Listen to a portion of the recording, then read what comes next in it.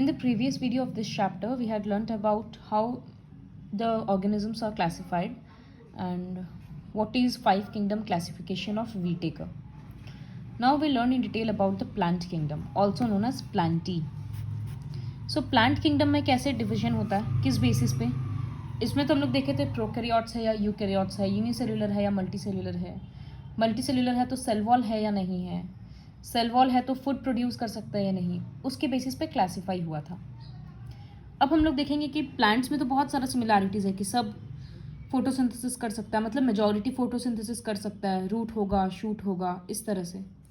लेकिन सारे प्लांट्स के पास ज़रूरी नहीं है कि रूट शूट होगा. So the next level of classification is based on whether the differentiated plant body has spatial tissues for the transport of water and other substances within it. सबसे पहले हम लोग देखेंगे कि कौन कौन सा ऑर्गन्स डेवलप्ड है, फिर हम लोग देखेंगे वैस्कुलर बंडल्स है या नहीं, फिर उसमें सीड है या नहीं, सीड है तो वो फ्रूट के अंदर है या नहीं. इस तरह से अलग अलग लेवल पे क्लासीफाई होगा.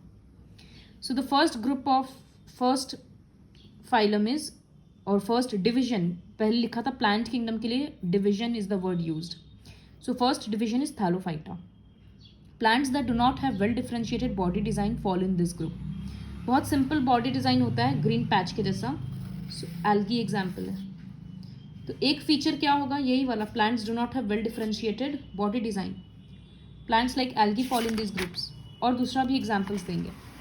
And plants are predominantly aquatic. ज़्यादातर प्लांट्स पानी में मिलते हैं. फिर एग्जाम्पल है स्पाइरोगैरा, Ulothrix, Cladophora, Chara. So you have to remember the photo very well. Next category is Bryophyta. So they are called amphibians of the plant kingdom. Amphibians क्यों बोला जाता है? जैसे एम्फीबियंस होता है जो पानी और लैंड दोनों में रहता है, दोनों का ज़रूरत पड़ता है, तो उसी तरह से ब्रायोफाइटा को एम्फीबियंस बोला जाता है. वो रीज़न बुक में नहीं लिखा है लेकिन हम यहाँ लिख दिए हैं. So you will also right this in your book. Bryophytes leave on soil, soil में रहते हैं, लेकिन इन लोगों को सेक्सुअल रिप्रोडक्शन के लिए पानी का ज़रूरत पड़ता है. इसी वजह से they are called amphibians of plant kingdom. The plant body is commonly differentiated to form stem and leaf like structures. तो स्टेम और लीफ लाइक स्ट्रक्चर्स है, लेकिन कोई वैस्कुलर बंडल नहीं है. There is no specialised tissue for the conduction of water and other substances from one part to other. फिर example moss, Marchantia, ये सब, फ्यूनेरिया. सो थैलोफाइटा में क्या था? रूट वगैरह भी नहीं था. ब्रायोफाइटा में क्या है? रूट शूट आया लेकिन कंडक्शन के लिए कुछ नहीं आया. तो थोड़ा सा चेंजेस आया, थोड़ा सा डेवलप हुआ तो और कॉम्प्लेक्स हुआ. Next category pteridophyta. इसमें पी साइलेंट रहेगा तो टेरिडोफाइटा.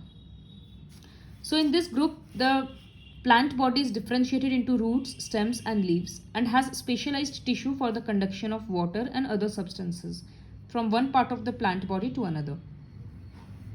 तो अब इससे भी इसमें फ़र्क आ गया. इसमें कंडक्शन के लिए कुछ नहीं था, इसमें कंडक्शन के लिए है. Example marsilea, ferns, हॉर्सटेल्स.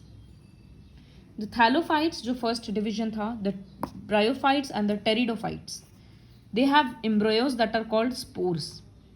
मतलब ये लोग सीड नहीं प्रोड्यूस करते हैं, स्पोर्स प्रोड्यूस करते हैं. The reproductive organs of plants in all these three groups are very inconspicuous and they are therefore called cryptogamae और those with hidden reproductive organs. So बहुत सारे प्लांट्स में हम लोग को फ्लावर्स वगैरह इजीली दिख जाता है, एंथर, स्टिग्मा, ये सब दिखता है. सो उनका रिप्रोडक्टिव ऑर्गन ठीक से दिख रहा है. लेकिन इस तरह का जो प्लांट है इसमें रिप्रोडक्टिव ऑर्गन ठीक से दिखता नहीं है. इनकॉन्स्पिक्यूअस है, मतलब हिडन है. तो इसी वजह से ये तीनों प्लांट के डिवीजन को together they are called cryptogamae, those with hidden reproductive organs. इसका अपोजिट होता है phanerogams. On the other hand plants with well differentiated reproductive tissues that ultimately make seeds are called phanerogams. So exam में cryptogams और phanerogams का difference लिखने आएगा, तो definition और example will be sufficient. Seeds are the result of reproductive process. उसमें embryo होता है, फूड प्रिजर्व्ड होता है, ताकि जब तक एम्ब्रोयो बड़ा होकर खुद फूड फोटोसिंथेसिस के थ्रू प्रोड्यूस ना करे तब तक उसको फूड मिलता जाए. कॉटिलीडॉन प्रोवाइड करता है. ये सब हम लोग क्लास 5 में पढ़े थे. This group is further classified based on whether the seeds are naked or enclosed in fruits. Giving us two groups, gymnosperm and angiosperm. तो अभी तक हम लोग क्या पढ़े कि अगर कुछ भी डिफ्रेंशिएटेड नहीं है तो थैलोफाइटा, प्लांट बॉडी डिफ्रेंशिएटेड है लेकिन वास्कुलर बंडल्स नहीं है तो ब्रायोफाइटा, और वो सब कुछ है, रूट शूट है और वास्कुलर टिश्यू है, लेकिन रिप्रोडक्टिव ऑर्गन्स हिडन है, टेरिडोफाइटा। फिर जिसका रिप्रोडक्टिव ऑर्गन्स क्लियरली विजिबल होता है उसको फैनेरोगैम्स बोलते हैं, लेकिन फैनेरोगैम्स भी दो पार्ट में डिवाइडेड है, जिम्नोस्पर्म और एंजियोस्पर्म। तो जिम्नोस्पर्म क्या होता है, means gymno means naked, sperm means seed, Greek word है, तो ये सब ध्यान में रखना होगा क्योंकि एमसीक्यू में ऐसे ही आता है।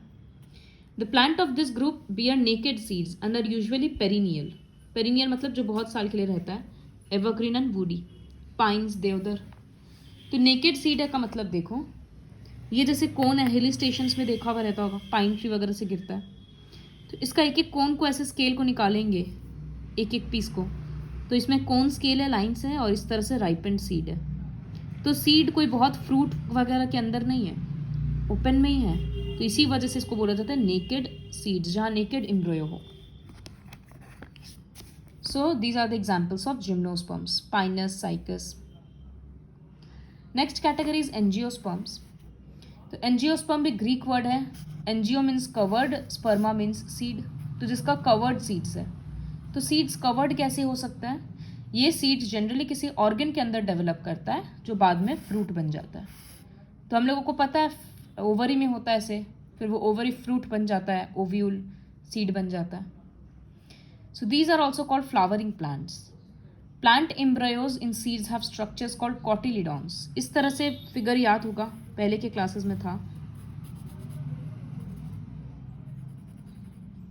तो ये है बेबी प्लांट और ये दोनों कॉटिलिडॉन है। तो ये बेबी प्लांट को फूड प्रोवाइड करता है। सो कभी कभी एक कॉटिलिडॉन होता है जिसको बोला जाता है मोनोकॉट, और कभी कभी कॉटिलिडॉन दो होता है तो बोला जाता है डाइकॉट, मोनोकॉटिलिडॉनस, डाइकॉटिलिडॉनस। एग्जाम्पल्स लर्न करना होगा मोनोकॉट, डाइकॉट का। कॉटिलिडॉन्स को सीड लीव्स भी बोलते हैं क्योंकि कभी कभी ये ग्रीन हो जाता है और बाहर आ जाता है जब सीड जर्मिनेट कर रहा है, तो इसी वजह से ये प्लांट का मिनिएचर हो गया। तो ये रहा एंजियोस्पर्म, सीड्स एंड फ्रूट। यहाँ सीड्स क्या है, एक फ्रूट के अंदर में है, और फ्रूट कहाँ से आया, राइपेंड ओवरी। सो एक ऑर्गन है जो मॉडिफाई होकर फ्रूट बन जाएगा और उसके अंदर सीड रहेगा। तो यही डिफरेंस है जिम्नोस्पर्म और एंजियोस्पर्म में। Seeds are naked, seeds are covered. तो ये था पूरा ओवरऑल प्लांट का डिवीजन। अब अगर इसको हम लोग बहुत इजीली फ्लो चार्ट में अगर समझेंगे तो प्लांट्स को सबसे पहले क्लासीफाई किया गया था on the basis whether they have differentiated body plant और not, whether they have differentiated body और नॉट। तो डिफरेंशिएटेड बॉडी नहीं था, थैलोफाइटा। अब जब डिफरेंशिएटेड बॉडी है तो उसमें कंडीशन था वैस्कुलर बंडल है या नहीं है। वैस्कुलर बंडल नहीं है तो ब्रायोफाइटा। अब अगर वैस्कुलर बंडल है तो सीड्स प्रोड्यूस करता है या नहीं, तो सीड्स प्रोड्यूस नहीं करता, स्पोर्स प्रोड्यूस करता है, टेरिडोफाइटा। जब सीड प्रोड्यूस हो रहा है तो नेकेड सीड्स है या नहीं, तो नेकेड सीड्स है तो जिम्नोस्पर्म, कवर्ड सीड्स है तो एंजियोस्पर्म। फिर एंजियोस्पर्म डिवाइड हो गया मोनोकॉट या dicot. So this is simple, this is all about the plant kingdom, also called Plantae.